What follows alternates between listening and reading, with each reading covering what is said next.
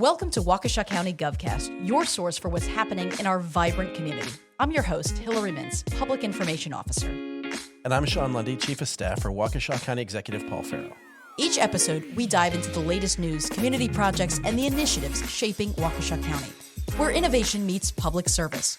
From in-depth discussions on local governance to county services, we're here to keep you informed and connected. So whether you're a resident, a business owner, or just curious about local government, join us for a closer look at the heart of your county. Well, welcome to GovCast. Today is Wednesday, August 20th, and we are here in the Emergency Operations Center, and we're going to tell you all about that in just a second. But I'm joined today with Deputy Emergency Management Coordinator Grant Deal. Grant, thanks for being with us. Thank you for having me. He's been behind us working really for the past 2 weeks in this Emergency Operations Center. So thanks for taking a few minutes to bring us up to speed on the latest of the flooding response and recovery. It's been a crazy 2 weeks here for Southeast Wisconsin. 911 location of your emergency. Hi, yes, I'm in New Berlin, and I'm on 124th Street, and I'm literally stuck in water, like a lot of water. I don't know if you can, and I'm not the only one. I mean, it began in the late hours of Saturday night, August 9th. I was actually out of state, and I woke up to a lot of calls from reporters asking what is going on. 911 location of your emergency. Hi, I'm literally, oh my God, stranded in my car. I'm on top of my car. I'm literally, my car is completely flooded. Is he trapped in his vehicle, or would he be able to get out? I don't know. He said I washed off the road in the flood, life in danger. I quickly got up to speed, called you guys, and you guys pretty much were here, that day and since. So what exactly did the county do, right off the bat? What is the Emergency Operations Center? Well, so right off the bat, like you, I was also coming home Sunday morning from a trip out of the state. Pretty much what happens is when we have big incidents like this and it gets to the scale that we start feeling that the first responders, boots on the ground, are going to need a lot more assistance in handling what the incident is. That's when Emergency Operations Center gets activated. We're behind the scenes. We help acquire resources, help kind of coordinate the efforts, kind of look at the whole incident as a big picture so that people that are focusing on those life-saving efforts can kind of focus on the task at hand, and we can kind of carry some of the burden from them back here. I mean, it was rainfall that we really hadn't seen in a decade. They're sitting in their car. It's like a river. Okay. Like we're like in a river. Okay. Alrighty. So again, we do have the fire department being sent out that way. A lot of New Berlin, unfortunately, is flooding at this time, so we'll get somebody out to you as soon as possible. And we're in this kind of modular room right now. This is kind of the dedicated space for public information, which is where I've been in and out the last few days. And kind of out there is where a lot of other team members, like Grant and his team, and our emergency management coordinator, Alex, as you mentioned, Freeman, is out there as well. And a lot of our departments, too, come here, and we kind of all work together. But not only that, I mean, you guys are on the line, and we're doing a lot of meetings with all of the municipalities around. So just coordinating all of that is a lot. Yeah, so that's the biggest piece for us, is just coordination, working with each municipality, their representatives, and making sure that any unmet needs, we have a way to address them. If there's outside resources that we need to bring in, just kind of coordinating those efforts, but also providing some insight. Realistically, this is a home rule state, so they start and end locally for disasters, but our job is to provide as much assistance or resources as needed, and sometimes that's just using our skill set or our knowledge base to kind of help coordinate or show our municipalities that, this is probably the best effort you should be doing, or these are the actions that you could be taking, kind of help guide them through this process. With the amount of rainfall that we received, it seemed, I was fortunate we didn't have basement flooding in our home, but that seemed to be the minority. Like, it seemed as if everybody knows somebody. I don't know how, were you okay? I live in Racine County. Okay. I live pretty far away, Yeah. so I was lucky enough to not be impacted. But so many people here, some of our harder hit communities in Waukesha County, Waukesha, New Berlin, Muskego, Merton. We've been watching a dam for many days now, making sure that doesn't break, and luckily it's stable, at last check. But and so as everybody is really getting this, the look at the damage, they're ripping up their carpets, their businesses were damaged, our public property, right? We kind of now, in the second week, have a better sense of like the damage that really was done from this storm. And so when you look at the numbers, I mean, you've been crunching them every day. It looked like the latest, when anybody who had flood damage, we were, telling them, we were putting all the information out on local media, on social media, our website, call 211, right? Report that damage.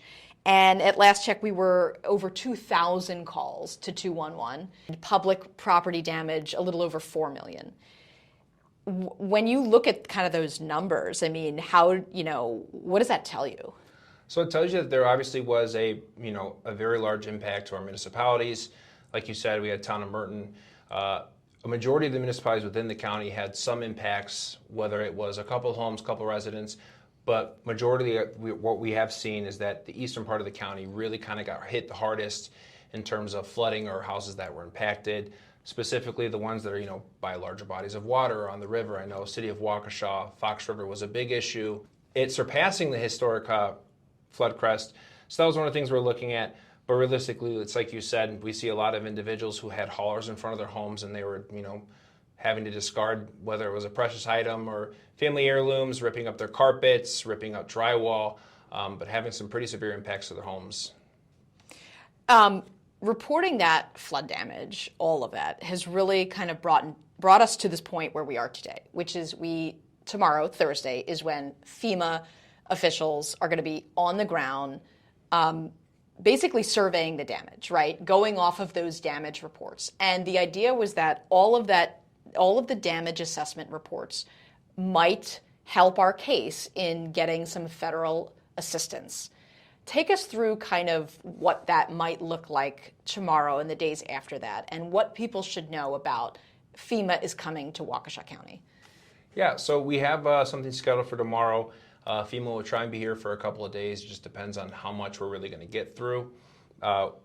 Based on a lot of the assessments we've collected, we kind of highlighted key areas within some of the municipalities that have those more condensed homes that were impacted on a scale that they designate a little bit higher. So what we're going to be doing tomorrow is they're going to be going out to these neighborhoods or these areas that we've highlighted for them and going out and kind of assessing again.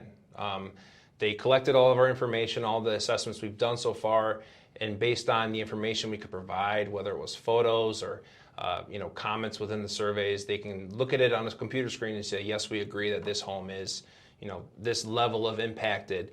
But now they want to go out and visualize and verify in person and kind of see. So they're not necessarily going to be looking at homes that have contacted 211 or that we as a county or the municipalities have been able to do assessments on. They're going to go door to door and ask individuals, how have you been impacted? What has happened within your home, because they want to gather as much information that's going to help either lead to this being declared for individual assistance or us falling short of that. So what people can kind of expect is that we will be out and about. If you do see them, they will be trying to interact with the community members. However, we do have quite an amount of distance to travel and to cover.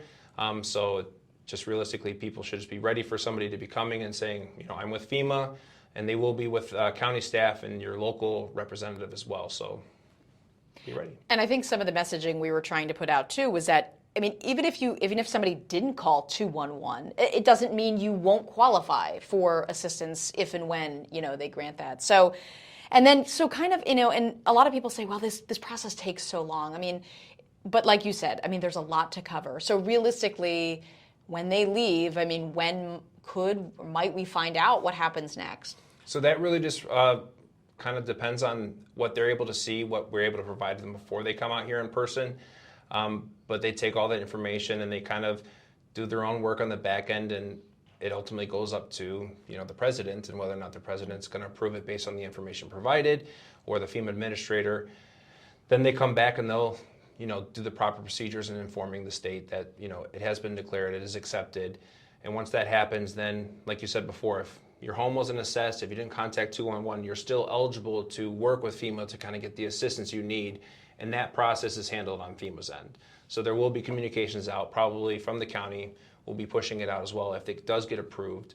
And then individuals can reach out to FEMA directly through, they'll probably have a website or a phone number that people can contact on, learn what it is they need to do to report the damages and what they need.